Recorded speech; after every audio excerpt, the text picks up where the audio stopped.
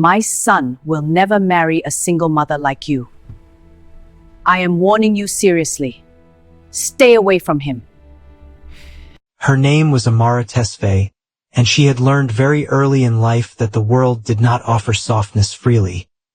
You had to carve it out yourself with bleeding hands if necessary. Born in Addis Ababa, Ethiopia, she had grown up watching her mother press gold earrings into her palms before sunrise, whispering that beauty was armor. She had believed her. She had believed in a lot of things back then. At 17, she had fallen in love for the first time. Completely catastrophically, the way only the very young can. His name was Daniel, and he had spoken to her in the language of futures. Of apartments with big windows, of children who would speak 3 languages, of a life stitched together by genuine choice. She had given him everything a girl that age had to give, her trust, her body, her whole unguarded heart. She discovered at 18 that none of it had been real. He had a fiancée in France, a family who had already chosen his bride, a life she had never been invited into. The last time she saw him, he did not even have the decency to look ashamed. 6 weeks later, she discovered she was pregnant. She named the baby Leah. 7 pounds, 4 ounces, arriving in the world screaming as though she already knew it owed her something. Amara looked at her daughter's face. A face that held no trace of betrayal, only pure, demanding, magnificent life, and made a decision. She would not be broken. She would be remade. By the time Leah was 8 years old, Amara had moved countries twice, picked up enough Korean to navigate a menu and a bus route, and was working double shifts at a small street restaurant in Seoul called Han's Kitchen. The kind of place that had no pretensions, just good food and honest hours. She was 26. She was exhausted. She was quietly and stubbornly still standing. She had learned not to ask for help. She had learned that asking opened a door, and doors, in her experience, let in the cold. She had no idea that cold was exactly what was coming. It was the kind of night that Seoul sometimes produces in January.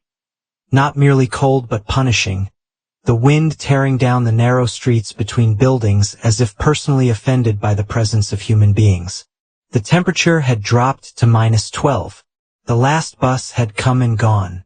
Amara stood at the edge of the pavement outside the pharmacy with a small paper bag pressed against her chest and felt the particular despair of a parent who is in exactly the wrong place at exactly the wrong time. Leah had developed a fever that afternoon, the rapid climbing kind that made small children's eyes go glassy and their bodies shiver even under 3 blankets. The babysitter, Mrs. Park from the 2nd floor, had agreed to stay until 10. It was now 10:30, and Amara had been standing here for 20 minutes watching the empty road. She had no car. She had sent her last emergency taxi fare on Leah's school uniform 2 weeks ago. Her phone battery was at 4%. The street was a ghost. A single street lamp threw orange light onto the ice, making it look almost beautiful, which felt like a cruel joke. She was calculating how long it would take to walk, 45 minutes, maybe 50 in these conditions, when the car appeared. Came slowly, which surprised her. Most cars on empty late-night roads drove fast, impatient to get somewhere. This one moved like something deliberate. A long black vehicle with tinted windows that caught the street lamp and threw it back cold. It pulled to a stop beside her. The window came down. He was not what she expected, though she could not have said what she expected. The man looking at her from the driver's seat was Korean, somewhere in his early 30s, with sharp features that might have been carved rather than grown. A jawline like a decision. Eyes that held a quality she could not immediately name. He was wearing a coat that cost more than her monthly rent. "It's -12, he said, in Korean. Then, apparently reading her expression, switched to English. "Where are you going?" Amara gripped her paper bag tighter. Every instinct she had, the ones she had developed through years of navigating a world that did not always have her best interests at heart, fired simultaneously. "I'm fine," she said. "Thank you." He looked at her for a moment, at her hands which were red from cold, at the frost forming on her lashes, at the way she was standing, upright, controlled, determined not to shiver in front of him. "You are clearly not fine." He said it without cruelty, without condescension, just as a fact being stated. "I'm waiting for a taxi. There are no taxis on this road at this hour." "Then I'll walk." Something shifted in his expression. Not softness exactly, more like the sudden recognition of something that requires handling. "Get in," he said. "I don't know you." "No," he agreed. "You don't. Get in." "I'm not going to. It is -12 degrees. His voice lifted, not quite a shout but close enough. The tone of a man unaccustomed to having to say things twice. "You are standing on an empty road at 11 at night in weather that can kill you. Get in the car." She flinched slightly. Then, and she would think about this moment for a long time afterward, the exact calculation of it, she thought of Leah, 8 years old, alone with Mrs. Park, who had her own health problems. Fever climbing. Medicine in Amara's hands. She got in the car. She sat as close to the door as the seat allowed, back straight, bag on her lap, eyes forward. She did not look at him. The car was warm in a way that felt almost aggressive after the cold. Heated seats, she realized, leather interior, a faint scent of cedar and something darker she couldn't name. He didn't speak. He glanced at her once, just once, and then pulled back into the road. She told herself she was not afraid. She told herself she was being rational. She catalogued every detail she could see. The dashboard, the locks, the door handle, the distance she had traveled. She ran through scenarios in her head the way she always did in situations where she had handed some fraction of control to someone else. Human trafficking, robbery, assault. She assessed exits. She breathed slowly. He drove and said nothing. When he asked, after a few minutes, "Which street?" she told him. Brief, functional, no more than necessary. He asked nothing further. When the car stopped outside her building, she was out before he had fully parked.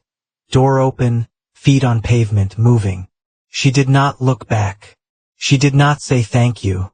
She was halfway to the entrance before the car even had time to idle. She went upstairs. She gave Leah her medicine. She sat on the edge of her daughter's bed and listened to her breathe until the fever began to ease, and then she sat a little longer because that was the thing about motherhood. You stayed until you were sure, and then you stayed a bit more. She did not think about the man in the black car. Or so she told herself. Han's kitchen occupied a narrow space between a dry cleaner and a phone repair shop on a street that the tourist maps had not yet discovered. It seated 20 people maximum and served the kind of food that did not photograph well but tasted like a memory of somewhere good. The lunch rush was real and unforgiving. The dinner crowd was loyal. Amara had worked there for 2 years. She knew the menu by heart in 3 languages. Knew which tables had uneven legs, knew that the man at table 4 ordered the same soup every Tuesday and did not want to be asked if he enjoyed it. She was good at her job because she was good at reading people, at knowing when someone wanted to be left alone and when they wanted to talk, when they needed a recommendation and when they had already decided and were just performing the ritual of uncertainty. It was a skill she had developed from necessity and had come to take a quiet, private pride in. It was a Tuesday in February, about a month after the night on the cold street, when the door opened and she looked up. She recognized him immediately.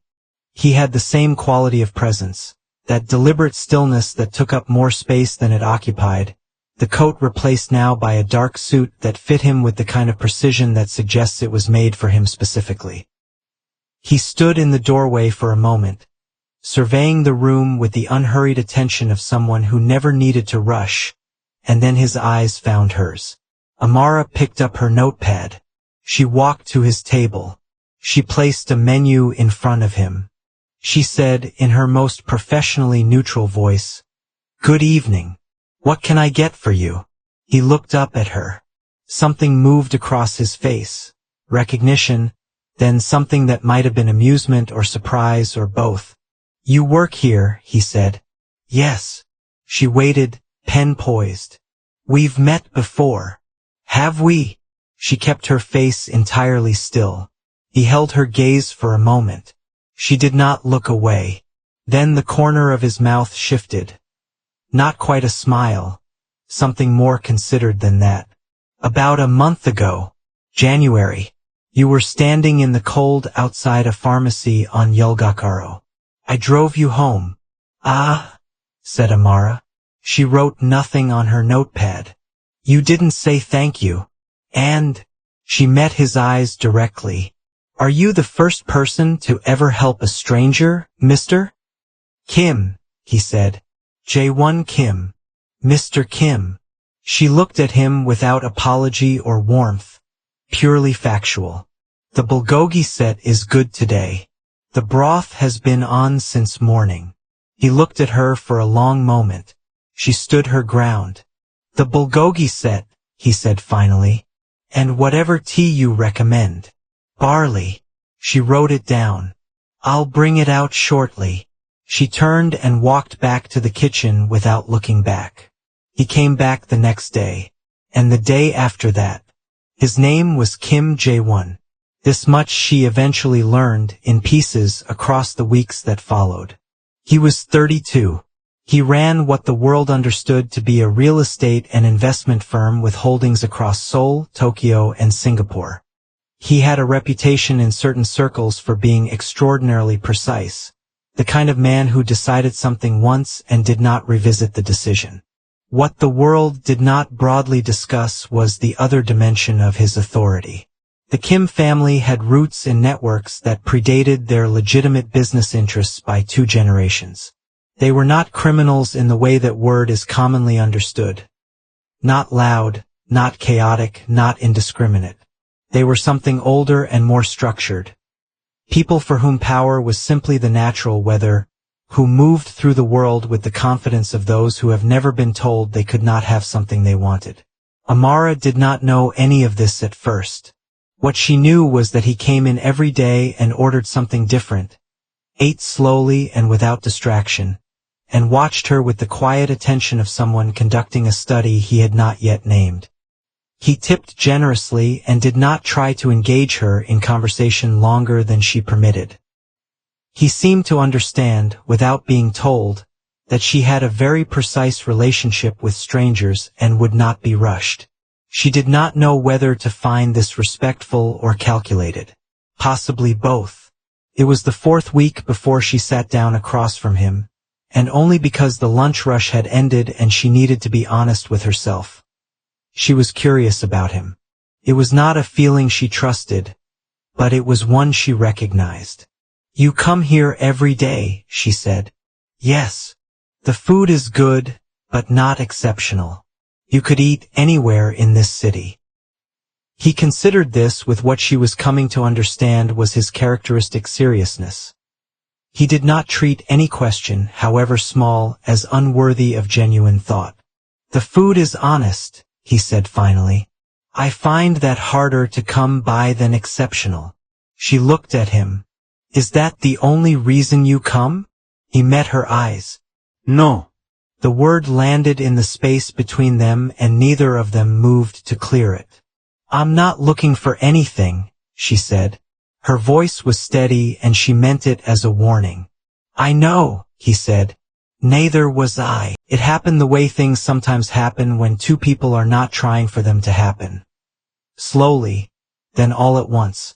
Over the following months, a pattern built itself without either of them announcing it.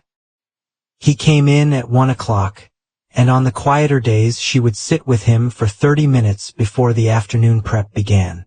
They talked about everything and nothing in the way that people talk when they are actually interested in the other person's mind. About cities they had been to, about the particular loneliness of being a foreigner in a country you had chosen, about the ethics of ambition, about food memories, about what it meant to build a life from material that kept shifting under your hands. He was unexpectedly thoughtful. She had initially categorized him as a man who had replaced interiority with control, but she found gradually that the control was a method, that underneath it was something genuinely reflective, a man who asked questions because he actually wanted the answers. He found her, she later understood, simply unlike anyone he had met. She did not adjust herself for his presence. She did not perform warmth, she did not feel or defer to his certainty when she disagreed with it. She was not impressed by his money and not frightened by his authority. And both of these things, she suspected, were so rare in his world as to be almost startling. He was the one who reached across the table one afternoon and covered her hand with his. He did it carefully, the way you approach something you are not certain you have the right to touch. She looked at his hand, then at him. "I don't do this lightly," he said. "I know," she said. She had watched him long enough to believe it. She turned her hand over and held his. 6 months is not very long in the scope of a life, but within the compression of two people becoming essential to each other, it can contain extraordinary amounts. They ate together, walked together on weekend mornings when the city was still half asleep, attended a gallery opening that neither of them fully understood but discussed for 2 hours afterward over cold noodles. She met Leah eventually. He asked if he could, and she thought for a long time before saying yes. He arrived with a small illustrated book about birds of Ethiopia, which he had had to source from 3 different shops. Leah, who had the same quality of frank assessment as her mother, examined him for 10 minutes before deciding he passed. She let him read her 2 chapters. He read them very well. Amara watched this from the kitchen doorway and felt something shift in the architecture of her chest. A loosening of some structure she had not realized was clenched. She was falling in love with him. This was a fact she acknowledged the way she acknowledged most difficult facts. Directly, privately, and without looking away from it. She also knew there was something she had not told him. And she knew she had to. She called him on a Wednesday evening in July, 3 weeks after he had first told her, simply and without decoration, that he wanted to marry her. She had not answered him then. She had said she needed time. He had nodded and not pushed, which was both reassuring and, she now recognized, characteristic of a man who understood that real patience is its own form of certainty. "I need to tell you something," she said. "About Leah." "All right." "She's not." She stopped, recalibrated. "She is mine entirely. But she is also the daughter of a man I am no longer with. A man I have not been with since before she was born. I was 18. I didn't tell you before because..." She stopped again, told herself to simply speak the truth plainly. "Because I was afraid of what it would mean for us. And that was a mistake." "I'm sorry." The line was quiet. "You have known her," Amara continued. "You have already met her. I should not have." "I need to go," he said. His voice was controlled, which was somehow worse than if it had broken. "I'll call you." The call ended. 2 days passed. Amara did not call him again. She had learned, across the course of her life, not to chase what she could not hold. She told herself she had been foolish to expect otherwise. She told herself this was simply the confirmation of something she had always privately suspected, that there was a version of her life with him in it, and a version without, and that she had always been living closer to the edge of the second one than she had admitted to herself. She went to work. She took Leah to her Saturday art class. She cooked dinner and answered her daughter's questions about a school project on ecosystems and pretended, very effectively, to be fine. She was not fine. She sat in the kitchen after Leah fell asleep on the second night and allowed herself, briefly and privately, to feel the full weight of it. The specific grief of losing something you had been careful not to want too much, and had wanted too much anyway. Then she washed her face and went to bed. He called on the morning of the 3rd day. She saw his name on the screen and stood very still for a moment. Then she answered. I owe you an apology, he said. She said nothing, waiting. I reacted badly. Not because of Leah. I want to be clear about that. It was never about her. It was, he paused. She heard him move, the sound of a window being opened. I felt deceived, which I understand now was not entirely fair. You were protecting yourself. And her. Yes. I went home and I thought about what I would be losing. Another pause. I thought about who you are, what you've built, what she is. A breath. I thought about the fact that the man who left you was, without question, one of the greatest fools in recorded history. The sound that came out of Amara surprised her. It was not quite a laugh, not quite a sob, somewhere between the two. I am not a man who decides things twice, J1 said. I told you I wanted to marry you. I still do. If you'll still have me. She was quiet for a moment. You should know, she said carefully, that this is not a simple thing. I am a package. She comes first. Always. I know.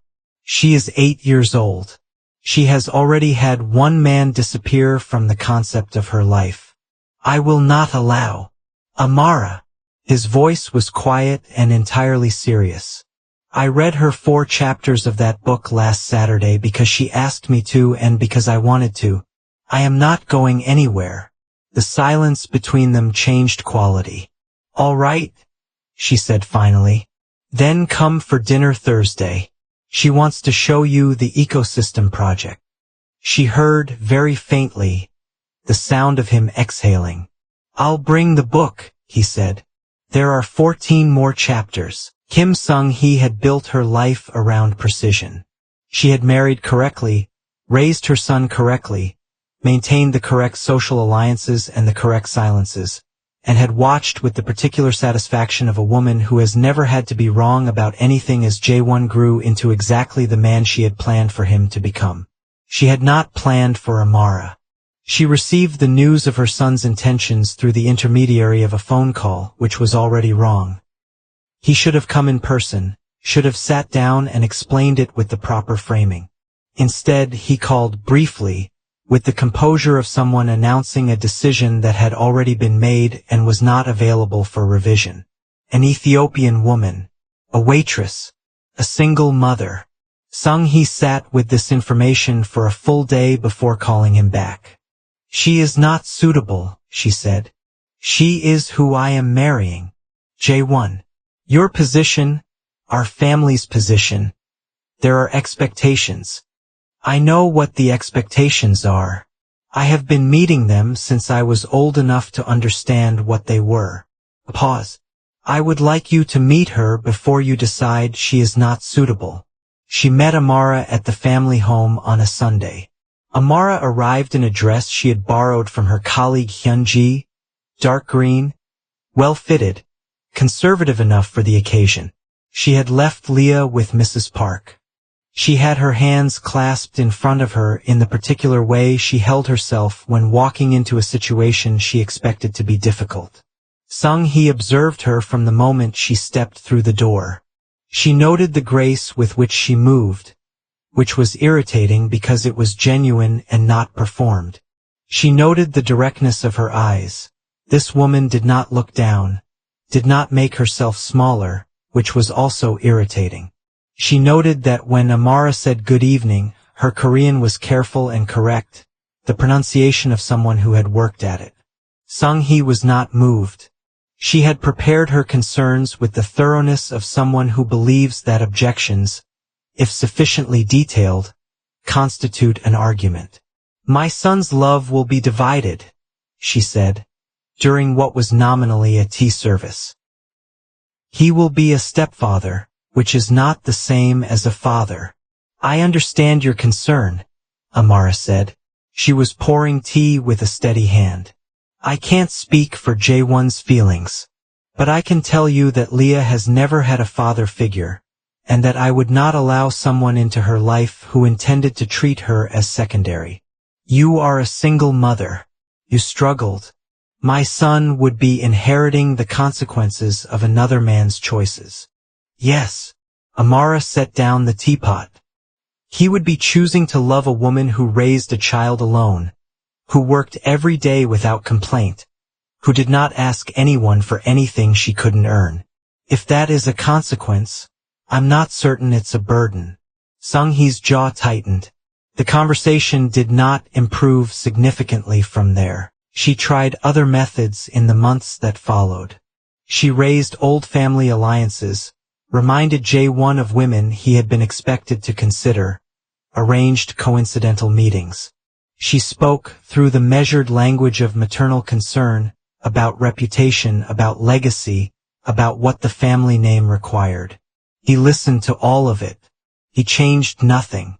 "You are making a decision you will regret," she told him one evening. "No," he said. "I am making a decision I have thought about very carefully. Those are not the same thing." The wedding was held in October. Small, clean, in a room with tall windows that let in the pale autumn light. Leah wore a white dress with small embroidered flowers at the collar and held a bouquet of yellow roses and stood between them during the ceremony because Jae-won had asked her, specifically and formally, whether she would stand with them, and she had considered this for 2 whole days before agreeing. Sung-hee attended. She sat in the front row with her back very straight and her expression composed, and she did not cry and she did not smile. And when the reception was over she went home and sat in her kitchen for a long time. She had promised herself, in the privacy of her anger, that they would not be happy. She had said this only inside her own mind, the place where she still permitted herself to be wrong. The first thing Sung-hee noticed, in the months after the wedding, was that her son looked different. Not changed in any dramatic way. She was a careful observer and she would have named it if she could. It was something in the quality of his ease. He had always been controlled, always precise, but there had been a specific kind of tension underneath it, a man conducting himself rather than simply being himself. That tension was gone. Or not gone, diminished, redistributed. He called her more often than he had before the wedding. Not obligatory calls, real ones, sometimes lasting an hour. He came for Sunday lunch when he could and did not bring the habitual distance that had developed between them over the years of his adult life. She did not attribute this to Amara. Not yet. The second thing was Leah. He had braced herself for resentment, hers of the child or the child's of her. Instead, on the third Sunday visit, Leah climbed onto the stool beside her at the kitchen counter and asked, without preamble, whether she could learn to make John. "My mother said you make very good John," Leah said. She was watching Sung-hee with the frank assessment of a child who has not yet learned to disguise her evaluation of adults. "Your mother said that? She said you were a very accomplished woman." A pause. "She also said you didn't like her, but that I shouldn't hold that against you because sometimes people need more time." Sung-hee looked at this child for a long moment. The child looked back. "Wash your hands," Sung-hee said finally. "Both sides." They made John together for 45 minutes. Leah was meticulous and unafraid of the hot oil in a way that surprised Sung-hee, and she had her mother's hands, capable hands, not the hands of a girl who had been given everything. The third thing was the night Sung-hee arrived unannounced. She did this occasionally because she had never fully surrendered the prerogative, and found the apartment lit warmly, dinner already on the table, and Amara at the stove finishing something that smelled extraordinary.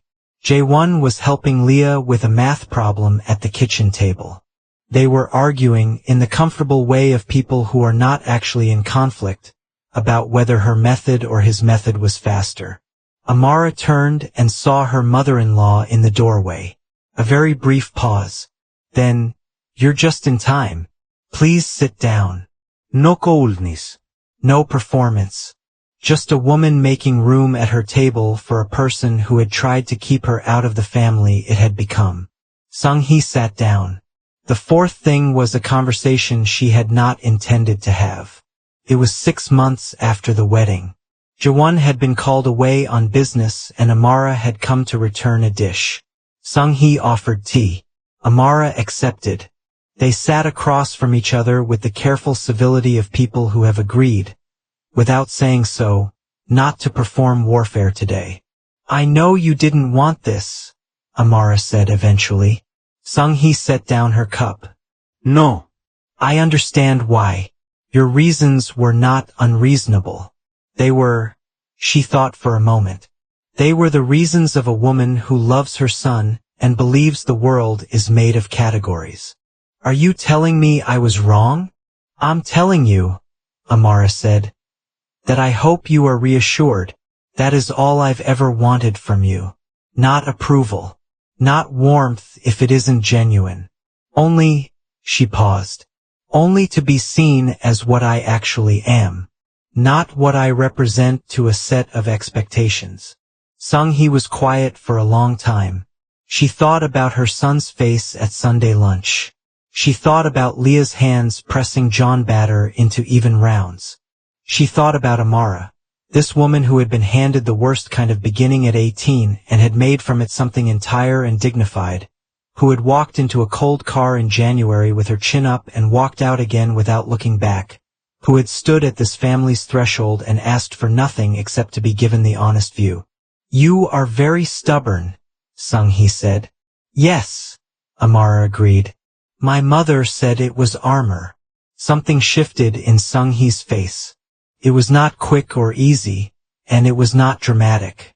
It was the particular rearrangement of a woman whose certainties have been adjusted by evidence she did not expect. The John recipe, she said finally. Leah learned it well, but her batter ratio is still off. Send her to me next Saturday. Amara looked at her. If you want, Sung-hee added. She will be there, Amara said. And then, genuinely, thank you. Years later, when people asked Amara how she would describe her life, she did not use the word lucky. She had a precise relationship with words and understood that luck implied passivity, that good things arrived without the effort of having survived every version of the world that had tried to unmake you. Instead, she said, earned, not J1. She refused to say she had earned another person, because people were not possessions and she had learned that lesson at 18 at significant cost. But the life, the texture of the life. The Sunday mornings with light coming through tall windows, Leah and J1 arguing about whether mathematics or instinct would win at chess. The smell of John from Sung-hee's kitchen that Leah had learned to reproduce almost perfectly. The particular warmth of being in a room full of people who had chosen each other, imperfectly and deliberately, over and over again, that she had earned. Leah grew up knowing the full story, not all at once, not before she was ready, but incrementally, the way true things are given to children who deserve the truth. She knew her mother had been young and had been deceived and had gotten back up. She knew her stepfather had arrived in a black car on a cold street and had been told no and had waited anyway. She knew her grandmother had not wanted any of this and had been changed by it, slowly and gracelessly and genuinely, the way only real things change you. Were you ever scared? Leah asked her mother once, when she was old enough to ask the real question. Like, actually scared? Amara considered this. She thought about a pharmacy parking lot in January, about the white of an empty road, about a paper bag of medicine and 4% battery and the specific arithmetic of a parent who is out of options. Yes, she said. Of him. Of needing help. She paused. I was scared of needing something from someone I didn't know. Of what that opened.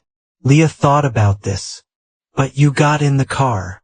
Because you were home alone with a fever. Amara smiled. You have always been the reason I do the hard thing. Leah was quiet for a moment. Also, her mother added, he shouted at me. Did that work? Absolutely not. I got in because of you. A beat. He just happened to be right. Leah laughed. It was a good laugh, the kind that meant she was genuinely happy, which was, Amara thought, the whole point. The whole long, cold, stumbling, extraordinary point.